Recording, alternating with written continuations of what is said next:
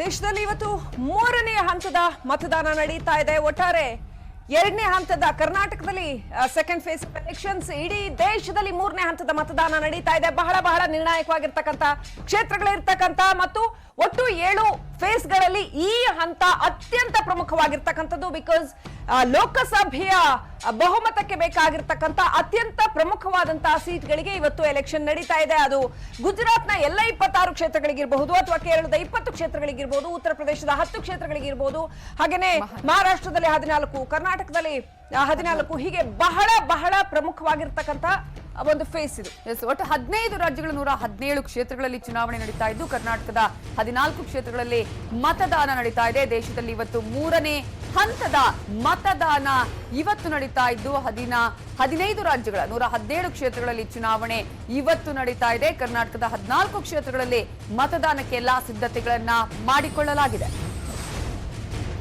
ಇನ್ನು ಕರ್ನಾಟಕದಲ್ಲಿ ಇಂದೇ ಕಡೆ ಹಂತದ ಮತದಾನ ಬೆಳಗ್ಗೆ 7ರಿಂದ ಸಂಜೆ 6 ಗಂಟೆ ತನಕ ವೋಟಿಂಗ್ ನಡೆಯಲಿದ್ದು, ಈ ಎಲ್ಲ ಮತದಾನದ ರಿಸಲ್ಟ್ ಮೇ 23ಕ್ಕೆ ಪ್ರಕಟವಾಗಲಿದೆ. ಇನ್ನು 1 ತಿಂಗಳುಗಳ ಕಾಲ ಕಾಯಬೇಕು ಈ ಒಂದು ರಿಸಲ್ಟ್ಗಾಗಿ.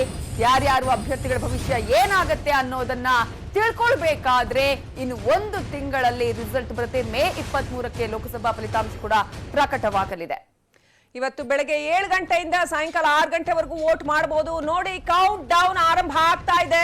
ಇನ್ನೇನು 1.25 ಗಂಟೆಯಲ್ಲಿ ಎಲ್ಲ ಕಡೆ ವೋಟಿಂಗ್ ಆರಂಭ ಆಗುತ್ತೆ. ದಯವಿಟ್ಟು ಮನೆಯಿಂದ ಹೋಗಿ ವೋಟ್ ಮಾಡಿ. ಕಳೆದ ಸಾರಿ ಕೂಡ ನಾನು ನವಿತಾ ಇದನ್ನೇ ಹೇಳಿದ್ವಿ, ಏನಂದ್ರೆ ಇವತ್ತು ಮಾಡಬೇಕಾಗಿರೋ ಅತ್ಯಂತ ಪ್ರಮುಖವಾಗಿರ್ತಕ್ಕಂಥ ಕೆಲಸ, ವೆರಿ ಇಂಪಾರ್ಟೆಂಟ್ ಥಿಂಗ್, ದೇವರ ಪೂಜೆ ಅಷ್ಟೇ ಪವಿತ್ರವಾಗಿರೋ ಕೆಲಸ ಏನು ಅಂತಂದ್ರೆ ಮತದಾನ ಮಾಡೋದು.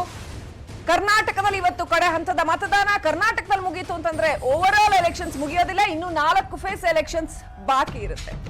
ಎಸ್ಸಿನ ಮಹಾಭಾರತದ 3ನೇ ಮತಯುದ್ಧ ಕೆಲವೇ ಕ್ಷಣಗಳಲ್ಲಿ ಶುರುವಾಗ್ತಾ ಇದೆ. ನಾವು ಆಗದಿಂದ ಹೇಳ್ತಾ ಇದ್ವಿ, ಬೆಳಗ್ಗೆ 7 ಗಂಟೆಯಿಂದ ಮತದಾನ ಪ್ರಕ್ರಿಯೆ ಆರಂಭ ಆಗುತ್ತೆ. ಕರ್ನಾಟಕದ 14 ಲೋಕಸಭಾ ಕ್ಷೇತ್ರ ಸೇರಿದಂತೆ ಒಟ್ಟು 117 ಕ್ಷೇತ್ರಗಳಲ್ಲಿ ಯಾರ್ಯಾರು ಅಭ್ಯರ್ಥಿಗಳಿದ್ದಾರೆ, ಪ್ರಮುಖ ನಾಯಕರು ಯಾರ್ಯಾರು ಇವತ್ತು ಕಾಂಟೆಸ್ಟ್ ಮಾಡ್ತಾ ಇದ್ದಾರೆ, ಯಾರ್ಯಾರ ಅಭ್ಯರ್ಥಿಗಳ ಭವಿಷ್ಯ ಮತಯಂತ್ರ ಸೇರಲಿದೆ ನೋಡೋಣ.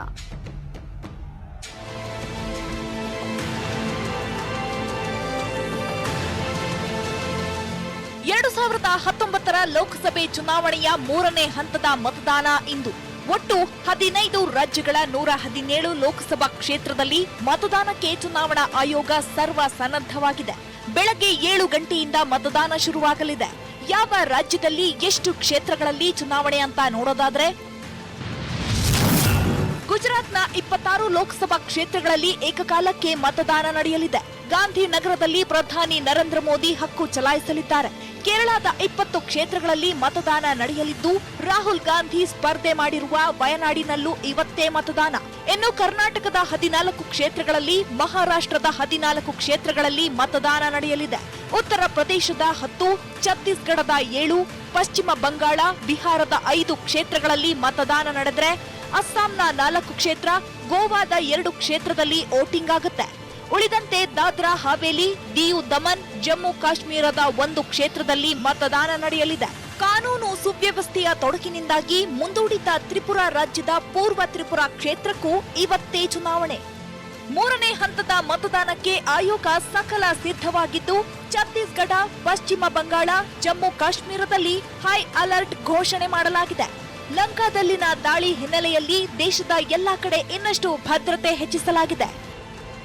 Bureau report, news